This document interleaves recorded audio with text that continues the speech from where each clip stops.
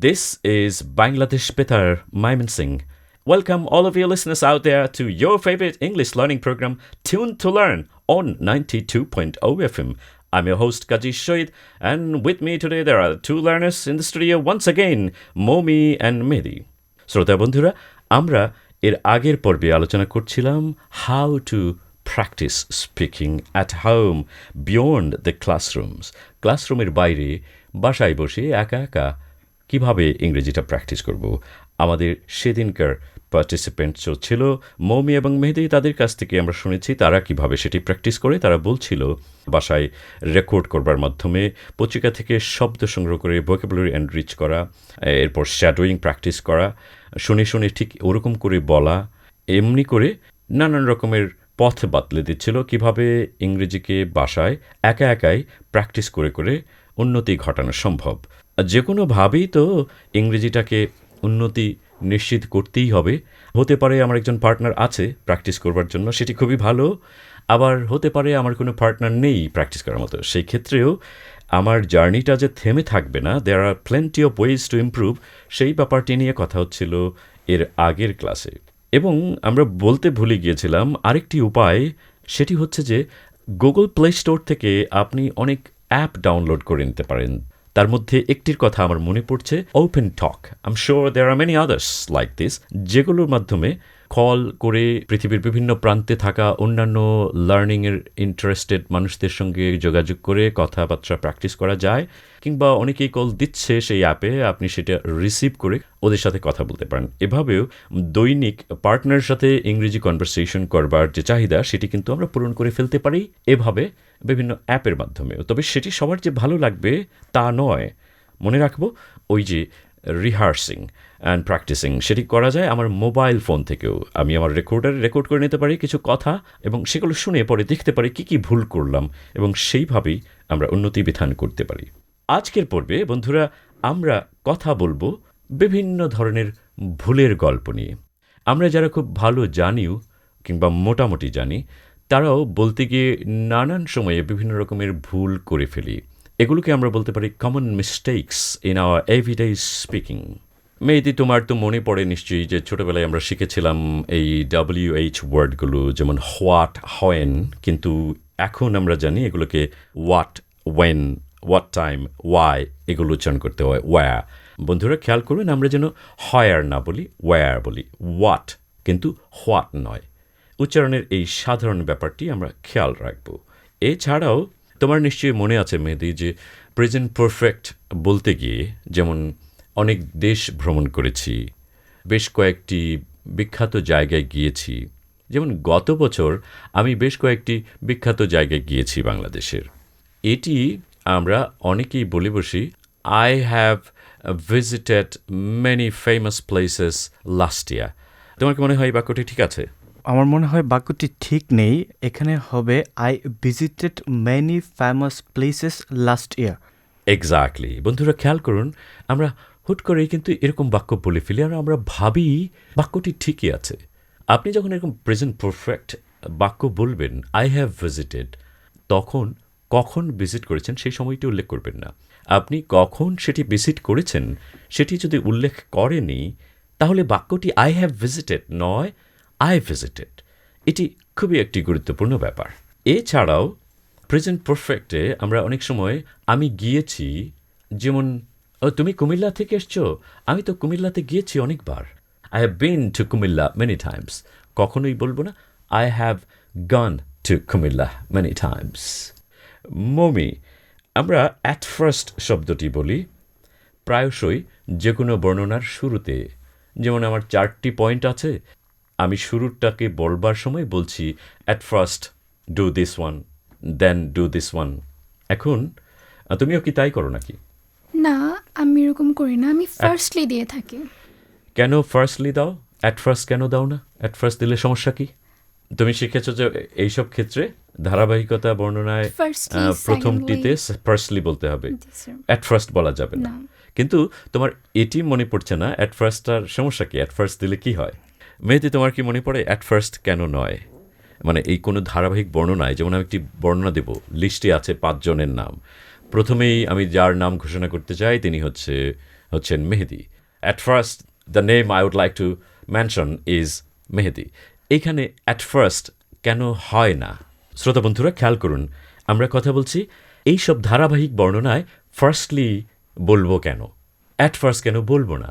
First of all firstly বলা যায়, at first বলা কেন যায় না? এর কারণ হলো অ্যাট ফার্স্ট ব্যবহৃত হয় যখন চিন্তার পরিবর্তন হয়। যেমন আমি ভেবেছিলাম বোধহয় কোনো বোম ব্লাস্ট হয়েছে, পরে জানলা খুলে দেখি এটি আসলে বোম নয়, কোনো একটা ট্রাকের tyre ফেটেছে। At first I thought it was a bomb, but when I opened the window, I saw that it was not a bomb, it was a tire burst. অন্যদিকে আমরা at the end and in the end এই দুটোকে নিয়েও আমরা বিপাকে পড়ি। যেমন দিনের শেষে সকলেই একা, এরকমটা যদি বলতে যায় তাহলে in the and everyone is alone নাকি অ্যাট দি এন্ড? মৌমি কি হবে? In the end, everyone is. তোমার কাছে কি মনে হয় মেহেদি? At the end of the day, everybody is alone, or in the end of the day, everybody is alone? At the end of the day. শ্রোতা বন্ধুরা খেয়াল করি যে কোনো নির্দিষ্ট কিছুর শেষ যদি বলতে যাই সেটি আসলে ইন দি এন্ড বলবো না, সেটিকে বলবো অ্যাট দি এন্ড। ওই যে দিনের শেষে বললাম তো, সেই কারণে এটিকে বলতে হবে at the end of the day, at the end of the meeting, at the end of the programme. তাহলে ইন দি এন্ড কোথায় বলবো? ইন দি এন্ড বলবো যখন অনেক ঝক্কি ঝামেলার শেষে কোনো একটা প্রাপ্তি ঘটল সেটা বোঝাতে। যেমন অবশেষে টুনা এবং টুনি সুখে শান্তিতে বাস করতে লাগলো। এই যে অবশেষে, এটি কিন্তু আগে থেকে জানা কোনো শেষ লগ্ন নয়, এটিতে বোঝালাম অনেক ঝড় ঝাপটা বিপত্তি শেষে, এরকমটি। সেটি হলো ইন দি এন্ড। যেমন অনেক কষ্ট করলাম, অনেক কষ্ট, তারপর অবশেষে আমি চাকরিটি পেয়ে গেলাম, এরকম যখন বলবো অ্যাট দি এন্ড বলবো না, ইন দি এন্ড চাকরিটি পেয়ে গেলাম। এখানে বোঝাচ্ছি আফটার আ লং টাইম, অনেক সময় পরে, অনেক অপেক্ষা, অনেক সংগ্রামের পরে, এরকম ক্ষেত্রেই আমরা ইন দি এন্ড ব্যবহার করব। আর সুনির্দিষ্ট কোনো কিছুর শেষ বোঝাতে ব্রিজের শেষটা, গ্রামের শেষটা, রাস্তার শেষটা at the end of the road, আমরা যেন এটিকে মনে রাখি। এছাড়াও চলতে ফিরতে আমাদের বলাবলিতে আরও বেশ কয়েকটি মিস্টেক আমরা করে বসি। যেমন আমরা যখন কথা বলি he returned in Mymensingh, he returned in Mymensingh না বলে আমরা বলবো হি রিটার্নড টু, তাই না মেহেদি? রিটার্নের পরে আমরা টু বলতে পারি। এছাড়াও আমরা ফিরে আসা বলতে রিটার্ন ছাড়া আর কি বলতে পারি? Come back. কাম ব্যাক বলতে পারি, আবার গেট ব্যাক বলতে পারি। জি, গেট ব্যাক, ফিরে আসা। এছাড়াও বন্ধুরা আমরা অনেকেই যখন আমাদের বাড়ি কোথায় বলতে গিয়ে অনেকে আই এম কাম ফ্রম বলে ফেলি। মৌমি বলো, আই এম কাম ফ্রম না বলে এখানে কি বলা উচিত? I am from Mymensingh. I am from Mymensingh অথবা I come from Mymensingh. come from Mymensingh. বন্ধুরা খেয়াল করবো, আই এম ফ্রম ময়মনসিং অথবা আই কাম ফ্রম ময়মনসিং, এই দুটোর যে কোনো একটা বলতে পারবো। I listened radio programme, I listened tune to learn on Bangladesh Betar Mymensingh. সমস্যাটা হলো কি মেহেদি বলো? I listen to a radio program. That's right, I listen to. বন্ধুরা আমরা যেন খেয়াল করি এই লিসেন বলতে গিয়ে এই টুটা যেন মিস করে না যায়। এছাড়াও চলতে ফিরতে আমরা আরও ভুল করে ফেলি নানান রকমের বাক্য এবং শব্দের ভেতর দিয়ে। যেমন would you mind to come here, is it right? No. Would you mind to coming here? Would you mind coming here? Would you mind coming here. Would you mind দিয়ে আমরা দু ধরনের বাক্য করতে পারি। একটি হলো আমি যাকে বলছি তাকে দিয়ে কাজটি করাতে চাচ্ছি, যেমন তাকে এখানে আসতে বলছি, তো would you mind coming here. অন্যটি হলো যে আমি যদি একটা ফোন করি আপনি কি মাইন্ড করবেন, অর্থাৎ আমি কিছু করতে যাচ্ছি আপনি মাইন্ড করবেন কিনা। এরকম ক্ষেত্রে would you mind if I made a phone call. খেয়াল করুন, would you mind if I make নয়, if I made a phone call, past form বলবো। আরেকটি হলো would you mind coming here. Fly flew flown নয়, fly flew. অন্যদিকে blow এর past টেন্সকে ব্লু বলবো, ড্র এর পাস্ট টেন্সকে ড্রু বলবো, গ্রো এর পাস্ট টেন্সকে গ্রু। এই কয়েকটি ভার্বের ফার্স্ট ফর্মকে যেন আমরা সঠিকভাবে ফলাতে পারি খেয়াল রাখবো। তোমার কাজটি করা উচিত ছিল। তোমার কি মনে হয় you should do the work বললে কাজটি করা উচিত ছিল এটা বোঝায়? না স্যার, কি বলবো? তোমার কাজটি করা উচিত ছিল। You should have you should have কি? Done the work. Done the work. You should have এর পরে ডু হতে পারে না? Done the you should have done the work. Mehedi ঠিক আছে তো না? You should have done the work এর মানে হলো করা উচিত ছিল। ওটাকে উচিত ছিল অতীতের ঔচিত্যবাচক এই ব্যাপারটিকে আমরা শুড ডু এই প্লেন বাক্যের মধ্য দিয়ে নেব না। You should have done. অন্যদিকে তুমি এই কাজটি করতে পারতে কিন্তু করনি, কি হবে Mehedi? You could do the work না বলে you could have done the work you could have done the work. You could have done the work, but you didn't do that. কোনো স্থান বর্ণনা করতে গিয়ে যখন আমরা বলি যে হাউ ইজ দ্য প্লেস, মমি তুমি নিশ্চয়ই জানো হাউ ইজ দ্য প্লেস বললে ভুল হয় যে জি স্যার। কি বলতে হবে? How- যেমন শহরটি কেমন এটি How look জানতে like? চাইতে না, মেহেদি বলতে পারো শহরটি কেমন? What is look like? না, লুক লাইক এখানে কখনোই আসবে না। What is look? What is the city like, that's it. বন্ধুরা খেয়াল করুন, শহরটি কেমন সেটি কখনোই হাউ ইজ দ্য সিটি এরকম করে বলবো না। What is the city like এরকম বললেই আসলে বোঝানো হয়ে যাচ্ছে শহরটি কেমন, আর এর উত্তরে তখন ইটস বিউটিফুল, ইটস মডার্ন এরকমটি বলবো। আর একই সঙ্গে আরেকটি ব্যাপার, সেটি হচ্ছে তিনি দেখতে কেমন। তোমরা যেটি বলতে চাচ্ছিলে একটু আগে সেটি বোধহয় এটি না? জি স্যার। কি হবে সেটি? What is he look like? না, What is he like? No, what does he What look like? does he look like? What does he look like? বন্ধুরা খেয়াল করি, এইটা একটু কনফিউশন তৈরি করে বটে। যখন আমি ইনফ্রাস্ট্রাকচার বা কোনো টাউন, কোনো স্কুল, কোনো গ্রাম শহর, ওয়েদার কেমন এগুলো জানতে চাই, তখন আমরা বলি what is the village like, what is the city like, what is the weather like. কিন্তু চেহারা, কোনো ব্যক্তির অবয়ব সম্পর্কে জানতে যাচ্ছি, তার শারীরিক গঠন সম্পর্কে জানতে চাচ্ছি, দেখতে কেমন তিনি, কোনো মানুষ দেখতে কেমন, সেই সময়ে আমরা what is the man like না বলে what does the man look like instead of what is the man look like. What is the man বললে এক্ষেত্রে বোঝাবে আচরণগতভাবে লোকটি কেমন। What is the man like এর জবাবে আমি বলতে পারবো he is friendly, he is easy going এরকম। আর what does he look like এর জবাবে তার উচ্চতা, বয়স এসবের ধারণা দিতে হবে। খেয়াল রাখবো যে what does he look like এটি হচ্ছে অবয়বগত ব্যাপার জানতে চাওয়া, দেখতে কেমন। আর হোয়াট ইজ হি লাইক এটি হচ্ছে আচরণগত ব্যাপার সম্পর্কে জানতে চাইতে।